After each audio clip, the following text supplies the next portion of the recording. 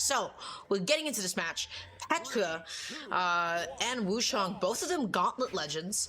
Gauntlets losing D-Light so recently, right? So, definitely usage has fallen just a little bit, but still, at the end of the day, Gauntlets is Gauntlets. Already, Vortex. Let's see what they got going on here. Sidelight, recovery. Another recovery. Keith putting on some good damage. Yeah, so one of the reasons Gauntlets have seen like sort of a drop, specifically in 1v1 play, still alive in 2s, but you have like they can struggle to get in sometimes on a lot of other weapons out there. So they can have some really tough matchups, but that's not necessarily going to be the case here when both Keith and Vortex are going in with the double Gauntlet. So if you're a Gauntlet player and your opponent is playing Gauntlets, that kind of gives you a little bit of free reign, if you don't mind the mirror match, to then go into the Gauntlets as well and feel a little bit safer on some of those initiations. Vortex is swapped over onto the orb, maybe just wants to focus on that after Keith was kind of putting in the work. Keith is still hunting for this KO. He hasn't found it quite yet. If he's looking for a recovery KO off the top of Demon Island, might take him a little bit of time, a little bit more damage to come out, but he's searching for it. That's right, Vortex able to get the sidelight, no recovery follow-up afterwards, dash jumping Keith, nice jump call-out with the recovery, just catching Vortex directly on top of him, backing off a little bit here, expecting maybe a sidelight, Vortex not able to find that, amazing N-Sig as an anti-air, and now all of a sudden Vortex has really come back to stock, whiffing an N-Sig. Keith not going to be able to get a KO off of it though. Weapon toss to be able to get back onto the stage. Okay, left weaponless, nobody can find the stock quite yet. Yeah, Keith ends up disarming himself originally, so he's not able to punish with a KO move off of that Insig like he talked about. Then he's able to pick up the spear, isn't able to get the KO off of that initially, throws that away, disarms himself, but is able to get it back, and now he has the spear in his hand. Just a little bit of a lead here. Let's see if he can add up some extra credit damage. Does get the sidelight, goes for the second sidelight, hoping like a dodge down will come out from Vortex. Okay. That would burn the dodge, and then he could go for a double D-light into a side air or a recovery or whatever he chooses to get some huge damage after that. Unfortunately, he wasn't able to convert any of that, and it's back over to the Gauntlets. He's looking for another neutral N-Light at the edge of the stage. The D-Light really nicely spaced, but no follow-up from it. Vortex just going to be whiffing an N-Light, again whiffing another N-Light, and just giving Keith an opportunity to be able to punish, going all the way out there, keeping the edge guard nice and safe. Still going to be able to find an N-Light right now. It is... Oh, hold on a second. Both of them are off stage. Keith just going to be opting to play it safe. Comes back on. No edge guards. Nice sidelight recovery to be able to take it off the top. But the thing that I want to note already is that between the two of them, it seems like Vortex is the one that's whiffing a neutral a little bit more. Keith is able to find a couple more whiff punishes. But now the question is, how is Vortex going to be able to tighten up his spacing? We'll have to find out. Yeah, it seems like he's playing kind of scared. Like the way that I'll play in a ranked game, like once I realize I'm behind and I have to start like really making up ground very quickly or the game is going to instantly slip away from me, and I start like just panic attacking and then I miss and then my opponent punishes me and I'm just getting more and more behind. It turns into a flywheel that's just going time after time after time after time and just adding it up. I'm getting more and more behind and I continue to struggle. Vortex is putting out some decent damage here. Doesn't quite have a KO damage yet. Maybe if he picks up a SIG in the right place at the right time, he might grab it, but he still has to add up more damage. There it is. Okay, he got the weapon toss into the big neutral signature to KO off the top. That's going to be that high strength of Petra coming out here, helping him out. But you saw the double slide kick. Vortex is in the orange. Now back over to the Gauntlets. Like, I don't know how this is going to do anything but slip away from Vortex. We'll have to find out. Vortex able to get the neutral, being nice and patient, playing back a little bit. Nice punish on the sidelight with a sidelight of his own. No big follow-up. Keith going to be looking for his sidelight because he wants a double. He's got the recovery. Vortex trying to make an edge guard happen. Not going to be able to get it. Gets the neutral pickup finally off of that sidelight. So he's making up a bit of damage. Keith, though, was still finding a couple of hits. The N-Light is able to call out the dodge. Nicely done. D-Light spaced a little bit too far back. Not going to be able to combo into the recovery, which would have KO'd off the top. But it does not matter because Keith is still going to be able to find a sidelight recovery to KO off the top and take game one. It was definitely a lot closer there in the end than I expected it to be, based on how like the middle of the game was going, when there was almost a full stock lead, maybe like 3/4 of a stock lead. Like right when Vortex came in on final stock, Keith was like in the later stages of yellow, not even like deep yellow, but like the later third of yellow, I'd say. So that was like a solid lead that Vortex just kind of started to turn around little bit by little bit. And if you look at some of their past history, or at least their kind of most recent past history, if we're looking at SEA Showdown Mark 11 put on by Insig, shout out Insig, shout out Sandwick, they played each other in the winter semifinals and then went all the way to Game 5. Now, I don't know how close the individual games were, but all the way to Game 5 is very close between these two players. And now, Dara, tell us what we're seeing on the screen in front of us. Oh boy. Okay, so we are seeing not just one, but rather 2 chakrams. We're seeing the double play of Vortex and Keith opting to play the top tier at the moment. Okay, so what are they going to be looking for? Sword, get out of here. Fuse Chakram, get out of here. It's going to be split Chakram all day, and they want to be able to get KOs the exact same way, which is how? A lot of neutralers, a lot of split neutralers, a lot of recoveries, a lot of downers, and a lot of endlights to be able to try and see if you can get some sort of a dodge read to take an early stock off the top. That is the win condition for Chakrams. That is what has led to so much success previously at max mode, and let's see what Vortex and Keith have for us. Neutral recovery, beautifully done. Already a good amount of damage being dealt here. So in terms of legend time spent, like grinding this legend, Vortex is definitely going to have the higher level by at least 9 levels, level 24 compared to Keith's level 15. But so far, I mean, it started off much stronger for Keith, but Vortex is starting to bring this back again. I don't know if he meant to do that side light or if he meant to fall through the soft platform with sort of a falling side air there. Getting caught almost under the stage. Oh, you saw Keith instantly go in. It was just a little bit too late to actually capitalize on it. But he does pick up the D-light there, and then turning around to get the neutral signature as Vortex crests over that corner and then goes past Keith, hoping for a safe landing, but a great grab from Keith. Yeah, nicely done. Keith has now amassed quite a bit of a lead here. Going to be looking to get something else going. Vortex going to be left weaponless. Neutral recovery. Okay, and the thing about Prio, the thing about Chakrams is that you can exhaust all of your options and it's not that big of a commitment because you can land with downer. And it's typically advantageous for them to go for less resets and more just we're full sending off the top every single time. They're kind of just jockeying for position here. Vortex potentially setting up for the edge guard, doesn't actually push off stage as Keith goes high. Okay, missed the first down air, does get the bounce off the wall after getting the second down air.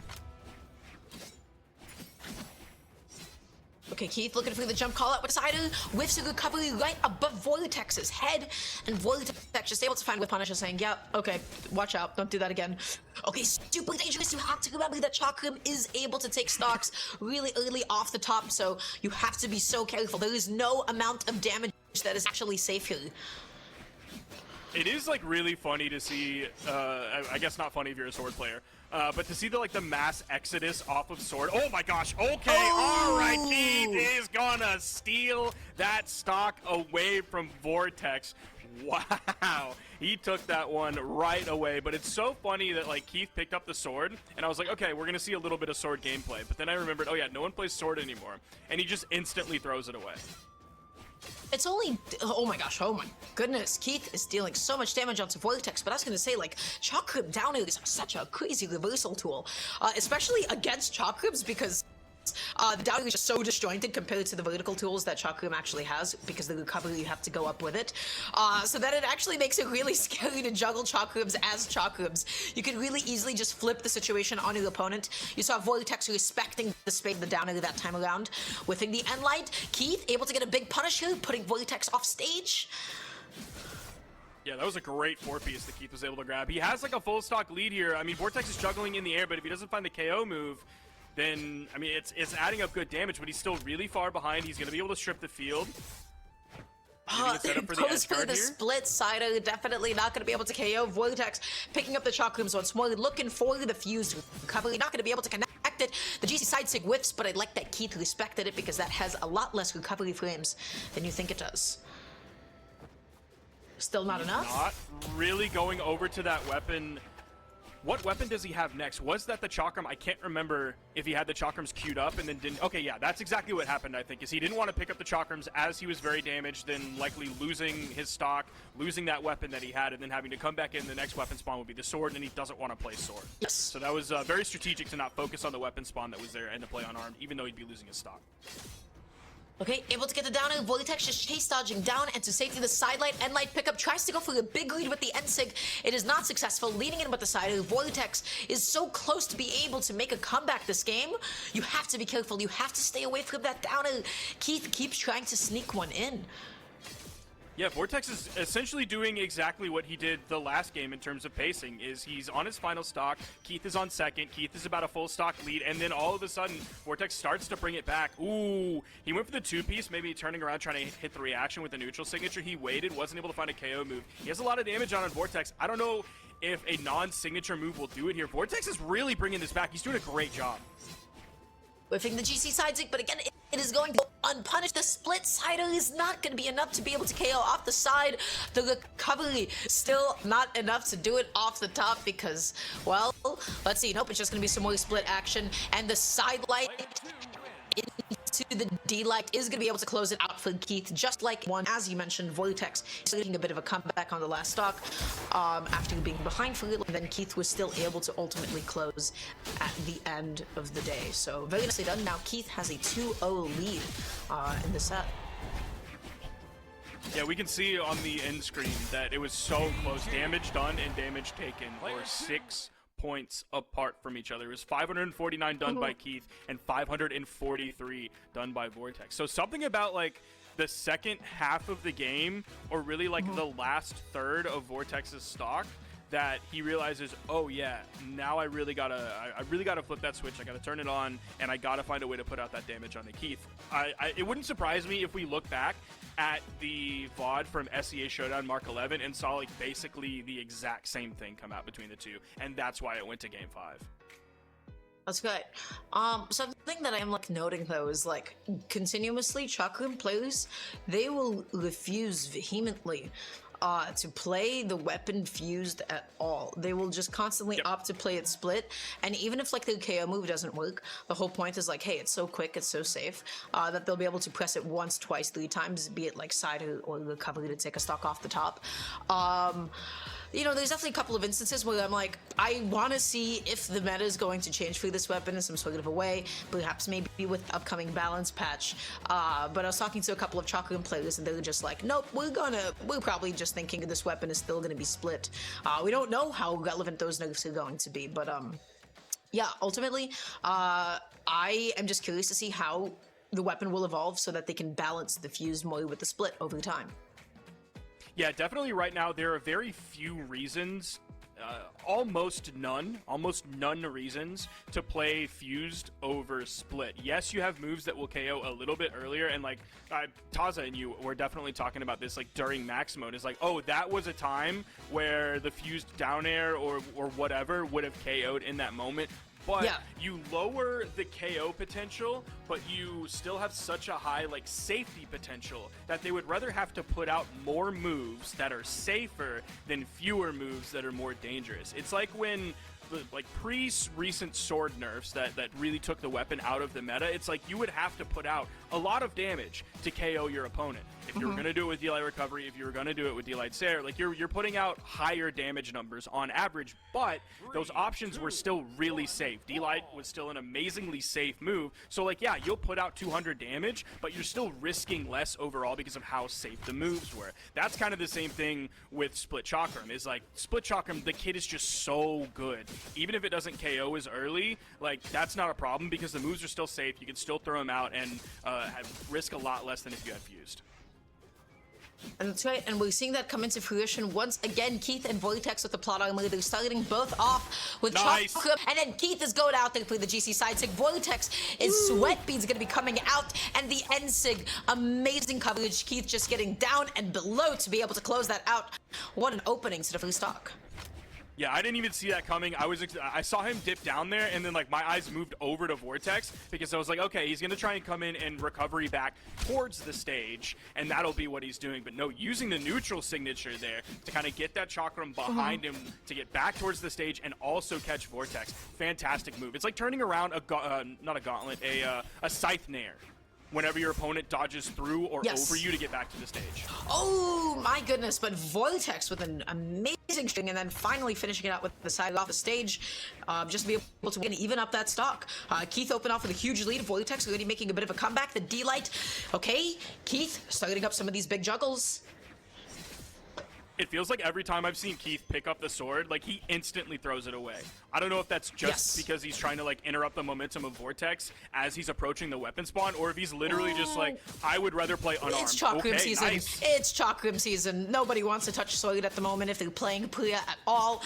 Okay, Keith looking for the neutral, back with it a little bit here, and then going out there for the side sig once again. That move is so quick. Vortex not able to see it coming, just eating it, and now all of a sudden, I mean, this is huge. Keith has all the momentum that he needs. We saw Keith set up the chakram for him to grab again. Like, you barely hear the lightsaber fully turn on before it's already gone and out of his hands. He does not want to touch that weapon whatsoever. Okay. Intense neutral coming through. Ooh, nice catch. Nice string. Just barely catching Vortex as he moved back in with the right side of the down air and then keeping the pressure up. Keeping the juggle game up. Okay, Vortex was just a little bit lower. Back-to-back recoveries. Yeah, Sword, get out of here. It's only chakrams right now. And like Keith gonna be looking for the double, goes out there for the side, puts himself off stage, almost ends up SDing, and Vortex not able to fully capitalize on that, but that is A-okay. Let's see what he's able to make happen. Huge recovery gonna be coming on out. Oh, the second one. And that's why you gotta keep on extending. You have so much drift after the recovery that you get to keep on repositioning like there is no tomorrow. Vortex, though, popping out the D-Sig, still gonna be safe. Tried to get the back end of it, though. We haven't seen it actually connect yet. That time around, Keith able to get a big punish on it. Now the lead that Keith has is starting to get a little bit scary here. Because normally Vortex can grab the KO when he's in like yellow. The fact that he's in the later stages of orange is a little bit worrisome here for him. He's not able to deny the weapon, but it is a sword. Keith is actually holding on to it, and he gets a KO with it, and he secures the 3-0 in the set with sword. Ladies and gentlemen, is sword back? YouTube pod face? I'm going Mr. Beast mode. That's right. Is sword back? One downer and a grab pound, and it's like, oh yeah, that's right. Sword is so back. You see, guys, Priya mains use both weapons. Keith gonna be living proof